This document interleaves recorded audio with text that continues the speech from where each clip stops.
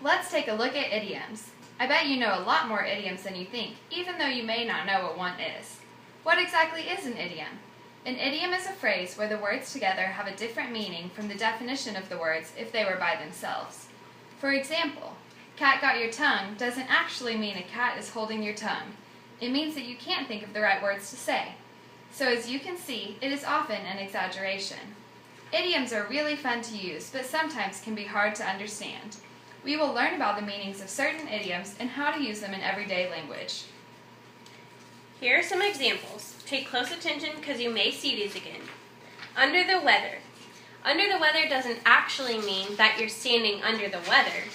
It really means that you're sick or not feeling well. Driving me up the wall. Driving me up the wall doesn't actually mean you're sitting in a car driving up a wall.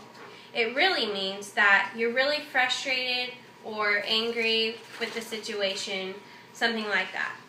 Raining cats and dogs. It's raining cats and dogs doesn't actually mean that cats and dogs are falling from the sky. It really means that it's bad weather, it's really pouring raining outside, it's really raining hard. 2 peas in a pod.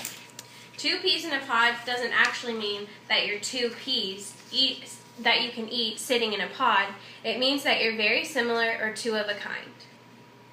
Next, we're going to read a story that has many idioms in it. So make sure you have your listening ears on because we are going to discuss what these idioms mean after the story. The Sleepover by Michael F. It was a very rainy day. It was raining cats and dogs. It was way too cold to go outside to play, and I, Ryan, was having my friend Adam come over. We were planning on riding our scooters and bikes, but it was way too wet and windy. The door made a loud knocking noise. I answered it, and Adam had an apple in his hand. He gave it to my mom. Boy, what a goody two-shoes he is. Me and Adam aren't 2 peas in a pod. He was always clean as a hound's tooth. And well, I'm a backseat driver. Well, at least that's what people say about me. Time went by and it was already 9:30. I was planning on playing some video games and eating ice cream, but Adam just wanted to burn the midnight oil because it was a weekend. We decided to go to bed, so I got into some sweatpants and a shirt and got in bed. But like a bolt from the blue, Adam came out in bunny pajamas. I could not stop laughing. Take those off and change into normal clothes, I demanded. People are right, you are a backseat driver. That's when I totally hit the roof. Oh yeah? Well, you're just a bull in a china shop. That's when we both started to get mad. I'll call my mom. Maybe she will pick me up and take me home, Adam said. It was 9:45 and Adam was calling his mom.